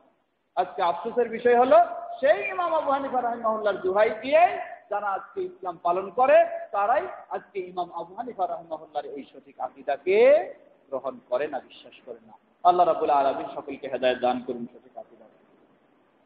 তো যেটা বলছিলাম যে আল্লাহ সুবহানাহু ওয়া তাআলা আরশে রয়েছেন, এটা একটা প্রমাণ করে যে আল্লাহ সুবহানাহু ওয়া তাআলা সর্বত্র নন, বরং কি রয়েছেন, উপরে রয়েছেন। কোথায়? সর্বত্র নন, বরং কি, উপরে রয়েছেন।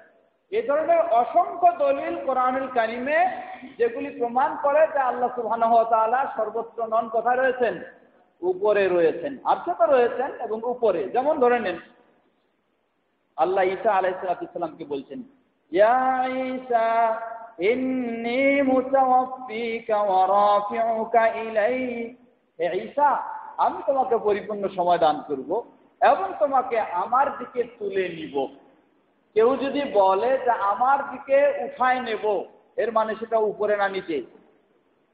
উঠায় নেওয়া কখনো নিচে হতে পারে না। নিচে হলে কি, নামায় নেব। যখন কেউ বলবেন যে আমার কাছে উঠায় নেব, তুলে নিয়ে আসবো, তাহলে মানে বোঝা যাচ্ছে যে তিনি কোথায়, আল্লাহ সুবহানাহু ওয়া তাআলা উপরে রয়েছেন, নিচে নয়। আবার আল্লাহ সুবহানাহু ওয়া তাআলা ইলাইহি ইয়াসআদুল কালিমুত তাইয়্যিবু ওয়াল আমালুস সালিহু ইয়ারফাউহু, ইলাইহি ইয়াসআদুল কালিমুত তাইয়্যিব, ভালো কথাগুলি তার দিকেই উপরে উঠে যায়। আল্লাহ বলছেন যে ভালো কথাগুলি তার দিকেই উপরে উঠে যায়। তাহলে বোঝা যায় আল্লাহ সুবহানাহু ওয়া তাআলা কোথায়, উপরে না নিচে? কখনো সর্বত্র বোঝার সুযোগ নাই। অন্যভাবে আরো যে সমস্ত আয়াতগুলিতে অবতরণের কথা বোঝানো, অবতরণ হয় উপর থেকে না নিচ থেকে? তানজিলুম মিনাল্লাহিল আজিজিল হাকীম, এই কিতাব নাজিল হয়েছে কার কাছ থেকে? মিনাল্লাহিল আজিজিল হাকীম, আল্লাহ সুবহানাহু ওয়া তাআলার কাছ থেকে নাজিল হয়েছে। তাহলে নাজিল হওয়া মানে কি? উপর থেকে নামা, নিচে আসা। তাহলে এই নাজিল হওয়ার যত রকমের আয়াত, উপরে উঠার যত রকমের আয়াত, সব আয়াতগুলি প্রমাণ করছে আল্লাহ সুবহানাহু ওয়া তাআলা সর্বত্র কোথাও নেই, তিনি রয়েছেন কোথায়? উপরে রয়েছেন। তাই ইসবাতু উলুইল্লাহি আলা মাখলুকাতিহি, আল্লাহ সুবহানাহু ওয়া তাআলা মাখলুকের উপরে রয়েছেন। মাখলুকের উপরে থাকা, এটা কিভাবে? আল্লাহ সুবহানাহু ওয়া তাআলা, একটা সাধারণ বিষয় মনে করেন, আমাদের মাঝে যিনি সবচেয়ে সম্মানী, তাকে আমরা সবসময় উপরে বসার চেষ্টা করি না? একটা ধরেন একটা সেমিনার হলো, একটা মিটিং হলো, সেখানে যিনি প্রধান অতিথি তারটা কি সবচেয়ে উঁচু জায়গা এবং সম্মানী জায়গায় রাখা হয়। এটা কি প্রমাণ করে দিচ্ছে?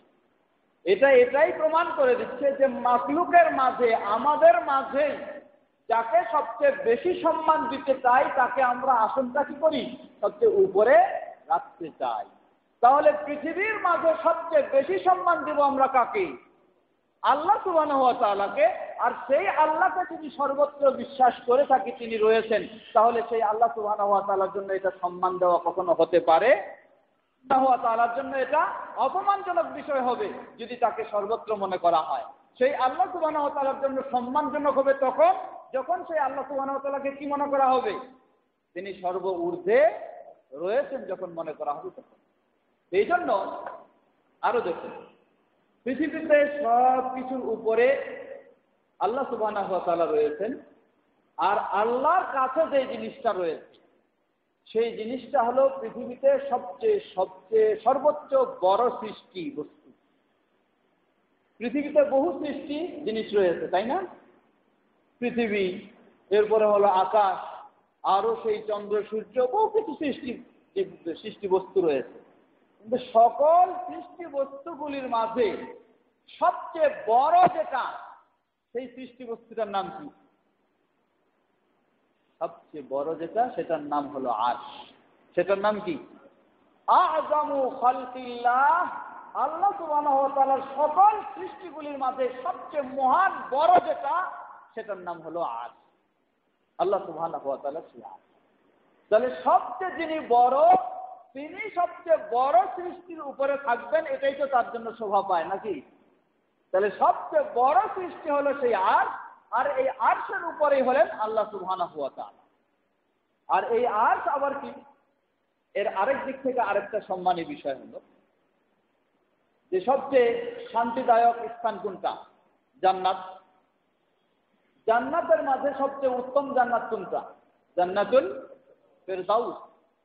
এই জান্নাতুল ফেরদাউসের ছাদ হবে যেটা, সেই ছাদটার নাম হলো আরশুল্লাহ।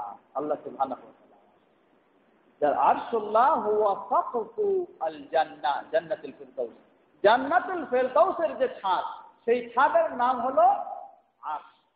আর সেই আরশের উপরে হলে আল্লাহ সুবহানাহু ওয়া তাআলা। অতএব এটা সাধারণ জ্ঞানে বলে, বিবেকে বলে, যাকে আমরা সর্বোচ্চ সম্মান দেব তার আসনটা কি? সর্ব ঊর্ধ্বে রাখবো। অতএব আল্লাহকে যদি কেউ বিশ্বাস করে যে তিনি সসত্তায় সর্বত্র বিরাজমান, তাহলে এই কথাটি আল্লাহর জন্য কখনো সম্মানজনক হতে পারে না, বরং আল্লাহর জন্য মানহানিকর, অপমানজনক। সুতরাং এসব বিষয়গুলি থেকে প্রমাণিত হয় আল্লাহ সুবহানাহু ওয়া তাআলা তিনি সর্বত্র নন, বরং তিনি রয়েছেন সর্ব ঊর্ধ্বে। আর সেই সর্ব ঊর্ধ্বে হলো আরশ। সেই আরশের উপরেই আল্লাহ সুবহানাহু ওয়া তাআলা সমুন্নত, সেখানে রয়েছেন আল্লাহ সুবহানাহু ওয়া তাআলা। আমরা আল্লাহ রাব্বুল আলামিনের ব্যাপারে এই আকীদা পোষণই করব। এখন আরেকটি প্রশ্ন আসতে পারে যে আল্লাহ রাব্বুল আলামিন আরশের উপরে রয়েছেন বুঝলাম, কিন্তু অনেক আয়াতে প্রমাণ হচ্ছে, আয়াতেও পাচ্ছি আমরা যে আল্লাহ সুবহানাহু ওয়া তাআলা আমাদের সাথে আছেন। যেমন আল্লাহ বলতেছেন, হুয়াল্লাযী খালাকাস সামাওয়াতি ওয়াল আরদা ফী সিত্তাতি আইয়াম সুম্মা ইসতাওয়া আলাল আরশ ইয়ালামু মা ইয়ালিজু ফিল আরদি ওয়া মা ইয়াখরুজু মিনহা ওয়া মা ইয়ানজিলু মিনাস সামা'i وما يعرج فيها وهو معكم أينما كنتم والله بما تعملون بصير। সূরা হাদিস 4 নম্বর আয়াত। এই আয়াতটা দুই শ্রেণীরই দলিল। যারা বিশ্বাস করে আল্লাহ সুবহানাহু ওয়া তাআলা সর্বত্র নন, বরং আরশের উপরে রয়েছেন, তাদের দলিল হলো এই আয়াত। আবার যারা বিশ্বাস করে আল্লাহ সুবহানাহু ওয়া তাআলা সর্বত্র বিরাজমান, তাদেরও দলিল হলো এই আয়াত। একটাই আয়াত, দুই শ্রেণীর দলিল। আল্লাহ রাব্বুল আলামিন প্রথমে বলতেছেন, হুয়াল্লাযী খালাকাস সামাওয়াতি ওয়াল আরদা ফী সিত্তাতি আইয়াম। তোমাদের রব তিনি, সত্তা তিনি, আল্লাহ তিনি, যিনি আসমান জমিনকে 6 দিনে সৃষ্টি করেছেন। সুম্মা ইসতাওয়া আলাল আরশ, অতঃপর তিনি আরশের উপরে সমুন্নত হয়েছেন। তাহলে যারা বিশ্বাস করে আল্লাহ সুবহানাহু ওয়া তাআলা আরশের উপরে রয়েছেন, তাদের দলিল হলো এই আয়াত।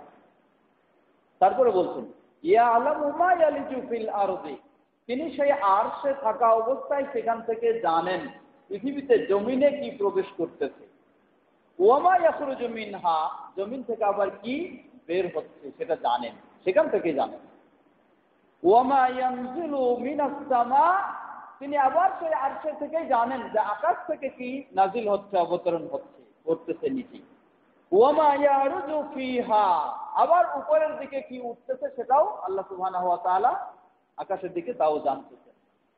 ওয়া হুয়া মাআকুম আইনামা কুনতুম, তোমরা যেখানেই থাকো না কেন তিনি তোমাদের সাথে রয়েছেন। এই আয়াতের অংশ, ওয়া হুয়া মাআকুম আইনামা কুনতুম, তোমরা যেখানেই থাকো না কেন, খালে বিলে নদীতে আর পাহাড়ে, আকাশে আর জমিনে, যেখানেই থাকো না কেন তিনি তোমাদের সাথে রয়েছেন। ওয়াল্লাহু বিমা তা'মালুনা বাসীর, তোমরা যা কিছু করো আল্লাহ সুবহানাহু ওয়া তাআলা সব কিছু দেখেন। তাহলে আমাদের সেই ভাইয়েরা এই আয়াত থেকে দলিল নিয়ে আসেন যে আল্লাহ নিজে বলতেছেন যে তোমরা যেখানে থাকো না কেন তিনি তোমাদের সাথে রয়েছেন, তাহলে তো আল্লাহ সর্বত্র বিরাজমান হবে না। কি বলেন, হবে না? আসলেই তাদের বুঝটা ঠিক রয়েছে, তাদের বুঝ আয়াত অনুযায়ী তারা বুঝেছে, কিন্তু বুঝটা তাদের ঠিক নয়, বুঝটা তাদের ঠিক নয়। এই আয়াত বলে দিচ্ছি আল্লাহ সুবহানাহু ওয়া তাআলা শুধু এই আয়াত নয়, এই ধরনের এখানে 5-7টা আয়াত রয়েছে। যত আয়াত রয়েছে যেই আয়াতগুলিতে বলা হয়, যেমন আরো আমরা জানি সবাই যে আল্লাহ সুবহানাহু ওয়া তাআলা সম্পর্কে বলেন কি, নাহনু আকরাবু ইলাইহি মিন হাবলিল ওয়ারিদ। আল্লাহ বলছেন সূরা কাফে যে আমি তাদের এই শিয়রগের চেয়েও কি আরো অধিক নিকটে আমি রয়েছি।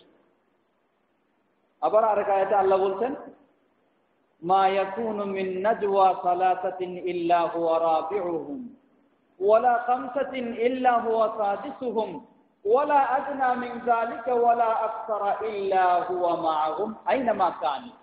তোমরা তিনজনে মিলেও যদি কোনো গোপন কথা বলো, জেনে রাখো চতুর্থ জন হলেন কে? আল্লাহ সুবহানাহু ওয়া তাআলা। তাহলে সেখানে আল্লাহ আছেন। তোমরা 5 জনে মিলেও যদি গোপন কথা বলো, ষষ্ঠ জন সেখানে হলেন কে? আল্লাহ সুবহানাহু ওয়া তাআলা। এই ধরনের কম হোক আর বেশি হোক, জোট বাঁধে তোমরা যদি কোথাও কথা বলো, মনে রাখতে হবে 2 জনেও গোপন কথা বললে সেখানে তৃতীয় জন আল্লাহ, 10 জনেও গোপন কথা বললে সেখানে 11 নাম্বার হলেন কে? আল্লাহ। সব জায়গায় আল্লাহ আছেন। আল্লাহ বলছেন ওয়া হুয়া মাআহুম ইল্লা হুয়া মাআহুম আইনামা কানু। যেখানেই তারা থাকুক সেখানে আল্লাহ সুবহানাহু ওয়া তাআলা তাদের সাথে রয়েছেন। এই আয়াতটাও শেষে কি বলছেন আল্লাহ?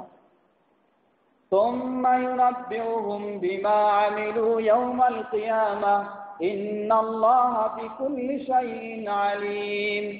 অতঃপর তোমরা যা কিছুই গোপনে কথা বলো না কেন, কিয়ামতের দিন আল্লাহ সুবহানাহু ওয়া তাআলা তোমাদেরকে এটা প্রকাশ করে দিবেন কি গোপনে কথা বলেছো। ইন্নাল্লাহা বিকুল্লি শাইইন আলীম। আল্লাহ সুবহানাহু ওয়া তাআলা সব বিষয় সম্পর্কে কি আলীম, তিনি জানেন। তো সর্বশেষ কথা, দীর্ঘ করার সুযোগ নেই, এখানে অনেকগুলি আয়াত, যে আয়াতগুলি থেকে বোঝা যায় যে আল্লাহ সুবহানাহু ওয়া তাআলা নিজেই বলে দিচ্ছেন তোমরা যেখানে আছো সেখানে আল্লাহ সুবহানাহু ওয়া তাআলা তোমাদের সাথে আছেন। তাই এই আয়াতগুলি যদি তারা বলে যে অতএব আল্লাহ কি সর্বত্র বিরাজমান, বলতে পারে, কিন্তু আমরা বলবো যে তাদের এই বুঝটি পরিপূর্ণভাবে আয়াত থেকেই তারা সঠিক বুঝ নিতে পারেনি। এই আয়াতগুলিতে আল্লাহ বলে দিচ্ছেন যে আল্লাহ সুবহানাহু ওয়া তাআলা রয়েছেন কোথায়? আরশের উপরে। প্রথমের দিকেই বলে দিলেন আল্লাহ আরশের উপরে। এরপর আল্লাহ বললেন যে তিনি তোমাদের সাথে রয়েছেন যেখানেই থাকো না কেন। তিনি তোমাদের সাথেই রয়েছেন যেখানেই থাকো না কেন, এর আগে একটা ব্যাখ্যা দিলেন আল্লাহ, পরে আরেকটা ব্যাখ্যা দিলেন। এর আগে কি ব্যাখ্যা দিলেন? আল্লাহ বলছেন ইয়া আলামু, তিনি জানেন, তিনি জানেন। এর মানে তোমরা যেখানেই থাকো না কেন তিনি জানেন, জানার দিক থেকে তোমাদের সাথে রয়েছেন, জানার দিক থেকে তোমাদের সাথে রয়েছেন। সাথে আবার ওই আয়াতের শেষে আল্লাহ বলে দিচ্ছেন ওয়াল্লাহু বিমা তা'মালুনা বাসীর, তোমরা যাই করো না কেন আল্লাহ তিনি দেখছেন। তাহলে তিনি তোমাদের সাথে রয়েছেন কোন দিক থেকে? জানার দিক থেকে, এবং কোন দিক থেকে? দেখার দিক থেকে। আল্লাহ সুবহানাহু ওয়া তাআলা তিনি তার সত্তায় আরশের উপরে রয়েছেন, আর তোমরা যেখানেই থাকো না কেন সেখানেই তিনি রয়েছেন জানার দিক থেকে, দেখার দিক থেকে, শোনার দিক থেকে এবং ক্ষমতার দিক থেকে। ওই একইভাবে যে আয়াতে বলা হচ্ছে যে আল্লাহ সুবহানাহু ওয়া তাআলা বলছেন যে আমি তোমাদের শিয়রগের কেউ নিকটে, সে আয়াতেও আগে দেখবেন যে আল্লাহ সুবহানাহু ওয়া তাআলা বলছেন যে তিনি জানেন তোমরা ফিসফিস করে কি বলতেছো সেটাও তিনি জানেন। মানে কি, জানার দিক থেকে আল্লাহ সুবহানাহু ওয়া তাআলা শিয়রগের কেউ নিকটে রয়েছে। সুতরাং আল্লাহ সুবহানাহু ওয়া তাআলা সত্তায় সর্বত্র বিরাজমান, এটি হলো বাতিল আকীদা, কখনো এটি সঠিক নয়। আল্লাহ সুবহানাহু ওয়া তাআলা সত্তায় তিনি রয়েছেন মহান, আল্লাহ সুবহানাহু ওয়া তাআলা মহান আরশের উপরে রয়েছেন, আর তিনি সর্বত্র রয়েছেন তার জানার দৃষ্টিকোণ থেকে, তার দেখার দৃষ্টিকোণ থেকে, তার ক্ষমতার দৃষ্টিকোণ থেকে, তার শোনার দৃষ্টিকোণ থেকে। যেমন এই আগেও যেটা গেছে সেই আয়াতটা এখানে এসেছে। আল্লাহ সুবহানাহু ওয়া তাআলা হারুন, মুসা এবং হারুন আলাইহিস সালামকে বললেন যাও তোমরা ফেরাউনের কাছে যাও, দাওয়াত দেওয়ার জন্য যাও। তারা ভয় পাচ্ছিলেন যে যাবেন না, তারা সেই ফেরাউন উল্টা আক্রমণ করতে পারে। আল্লাহ বললেন ইন্নানি মাআকুমা, আমি তোমাদের সাথে রয়েছি। কিভাবে? আসমাউ ওয়া আরা, আমি শুনতেছি এবং দেখতেছি। ফেরাউনের কত ক্ষমতা আছে, কি বলে না বলে সব আমি শুনবো, সব আমি দেখবো। যাও তোমরা তারপর কি করার আমি করব। অতএব আমরা বিশ্বাস করব কোরআন ও সুন্নাহর আলোকে আল্লাহ সুবহানাহু ওয়া তাআলার অবস্থান সর্বত্র বিরাজমান, স্বসত্তায় কখনো নয়। এটি একটি বাতিল ও কুফরি আকীদা, কোরআন বিরোধী আকীদা, সুন্নাহ বিরোধী আকীদা, যেটিকে ইমাম আবু হানিফা রাহিমাহুল্লাহ 1300 বছর আগেই কুফরি আকীদা বলে ফতোয়া দিয়েছেন। অতএব সঠিক আকীদা হলো আল্লাহ সুবহানাহু ওয়া তাআলা তিনি আরশের উপরে সমুন্নত, স্বসত্তায় তিনি আরশের উপরে রয়েছেন। আর তার ক্ষমতার দিক থেকে, শ্রবণের দিক থেকে, দর্শনের দিক থেকে, জ্ঞানের দিক থেকে তিনি সর্বত্র রয়েছেন। আরশে থাকা অবস্থায় সেখান থেকে তিনি জানছেন কোথায় কি হচ্ছে, কে কি করছে, সবকিছু শুনছেন, সবকিছু সব তার এই দৃষ্টির মধ্যে। যেমন এর উদাহরণ আরো অনেক রয়েছে, ধরেন এর উদাহরণ আসবে সামনে হাদিসের আলোচনা। আমরা রাত্রিবেলায় বিভিন্ন জায়গায় ভ্রমণ করি, তাই না? যখন ভ্রমণ করি, আপনি ঢাকাতে যখন থাকেন, দেখেন আকাশে পূর্ণিমার রাত্রিতে যখন চাঁদ আকাশের উপরে, আপনি ঢাকাতে আছেন, মনে করছেন চাঁদ কি কার সাথে আছে? আপনার সাথে আছে। চলে গেছেন আপনি চট্টগ্রামে, গিয়ে দেখতেছেন চাঁদটা যেন আপনার সাথে চলে গেছে ওখানে, তাই না? সেখানেও কি আপনি বলতেছেন চাঁদ তো আমার সাথে আছে। এর মানে কি? চাঁদ তার জায়গা থেকেই আপনার সাথে, না চাঁদ তার জায়গাটা ছেড়ে দিয়ে আপনার কাছে গেছে? কি? চাঁদ চাঁদের জায়গাতেই বহাল রয়েছে, কিন্তু তার সেই কিরণটা এমন ভাবে ছড়িয়ে রয়েছে, আলোটা, আপনি যেখানে যাচ্ছেন মনে হচ্ছে, আপনি মনে করতেছেন চাঁদটা আপনার সাথেই রয়েছে। এটা হলো খালেক না মাখলুক? চাঁদটা মাখলুক। চাঁদটা কি সৃষ্টি বস্তু না একটা? এই সৃষ্টি বস্তু হয়ে যদি সেটা তার অবস্থানে, তার জায়গা থেকেও আপনি পৃথিবীর যে প্রান্তে গেছেন আপনার কাছে যেন চলে গেছে, এটা যদি হইতে পারে, তাহলে আল্লাহ সুবহানাহু ওয়া তাআলা তিনি তার আরশের উপরে থেকে যেন তার জ্ঞানের দৃষ্টিকোণ থেকে, শ্রবণের দৃষ্টিকোণ থেকে সকলের কাছেই তিনি রয়েছেন, কিন্তু প্রকৃতপক্ষে স্বসত্তায় যে আসনে, যে অবস্থানে, তিনি সেখানেই রয়েছেন। এটা সবসময় দেওয়া মনে হয় না। আরো আমরা অনেক সময় কথা বলি, যেমন ধরে নেন, একজনকে যদি জিজ্ঞাসা করেন, একজন ব্যক্তি মানে সাথে থাকা, এর অর্থ এই নয় যে বডি সহ স্বসত্তায় যে সাথে থাকতে হবে, এটা কখনো বোঝায় না। সাথে থাকাটা বিভিন্ন দৃষ্টিকোণ থেকে হতে পারে। চাঁদ চাঁদের জায়গায় রয়েছে, কিন্তু আলো দেওয়ার মাধ্যমে আমার সাথে রয়েছে, আলো দেওয়ার মাধ্যমে আমার সাথে রয়েছে। অন্যভাবে সাথে থাকা আরো বিভিন্ন রকমের হতে পারে। যেমন ধরে নেন, একজন ব্যক্তি তিনি জানতেন তার বন্ধু, তাদের স্বামী স্ত্রীর মাঝে একটু ঝগড়া ছিল, মাঝে মাঝে কথা কাটাকাটি হতো। এখন বন্ধুকে অনেকদিন পরে সাক্ষাৎ পেলেন, পাওয়ার পরে জিজ্ঞাসা করছেন যে কি ব্যাপার, আপনার ওয়াইফ আপনার সাথে আছে কিনা, আপনার ওয়াইফ আপনার সাথে আছে কিনা, এই জিজ্ঞাসা করলেন। তিনি জবাব দিলেন যে হ্যাঁ আমার সাথে আছে। অথচ তার ওয়াইফ তার সাথে নাই। আছে কোথায়? বাসায়। সাথে থাকা মানে কি? এটা মানে আপনাদের বিবাহ সম্পর্ক কি বহাল আছে না ছিন্ন হয়ে গেছে? তিনি জবাব দিলেন যে না, আমার ওয়াইফ আমার সাথেই আছে, কিন্তু ওয়াইফের বডি কোথায়? ওয়াইফের বডি বাসায়। বডি মানে শরীর সহজে এখানে নাই, শরীর সহজে কোথায়? বাসাতে। আর এখানে আমি বলতেছি বা আপনি বলতেছেন যে আমার ওয়াইফ আমার সাথে আছে। তাহলে সাথে থাকা মানে কি? এটা নয় যে স্বসত্তায় সর্বত্র থাকতে হবে, এটা কখনো বোঝায় না। এটা যদি মাখলুকের ক্ষেত্রে না বোঝায়, তাহলে খালেক আল্লাহ সুবহানাহু ওয়া তাআলা তার ক্ষেত্রে তো হতেই পারে না। আরো উদাহরণস্বরূপ দেওয়া যেতে পারে অনেক। ধরে নেন উদাহরণস্বরূপ, আমাদের দেশে রাষ্ট্রীয় সর্বোচ্চ আসন হলো কোনটা? প্রেসিডেন্টের আসন। এখন প্রেসিডেন্টের আসন, সর্বোচ্চ আসন হলো প্রেসিডেন্টের আসন। এখন আপনি যখন ঢাকায় রয়েছেন, আপনাকে যদি বলা হয় যে প্রেসিডেন্ট বা বাংলাদেশের রাষ্ট্রপতি আপনার সাথে আছে কিনা, তখন আপনি কি বলবেন? দেশে যখন আসি বলবো কি যে হ্যাঁ আমাদের সাথে আছে। এটা অন্য আরেকটা দৃষ্টিকোণ থেকে বোঝাই। যেমন ধরে নেন, আল্লাহ সুবহানাহু ওয়া তাআলা সসত্তায় তিনি আরশের উপরে রয়েছেন। সর্বত্র থাকা তার কখনো প্রয়োজন মনে হয় না, বরং সর্বত্র যাওয়া, গলিতে গলিতে আল্লাহ সুবহানাহু ওয়া তাআলার যাওয়া, এটা আল্লাহর জন্য সম্মানজনক না মানহানিকর? মানহানিকর। কেমন? এই দৃষ্টান্তটা দিই। আমাদের মাননীয় প্রেসিডেন্ট তিনি কোথায় আছেন? বঙ্গভবনে আছেন। প্রেসিডেন্ট বঙ্গভবনে আছেন। এখন এই প্রেসিডেন্ট যখন কোনো নির্দেশ জারি করবেন, তার ক্ষমতা প্রয়োগ করবেন, সেই ক্ষমতা কোথায় যায়? বাংলার অলিতে গলিতে সর্বত্র যায় কিনা? এখন সেই ক্ষমতায় সেখানে যাওয়াটা প্রেসিডেন্টের জন্য সম্মানজনক, না প্রেসিডেন্ট সরাসরি সেই অলিতে গলিতে যাবেন এটা তার জন্য সম্মানজনক?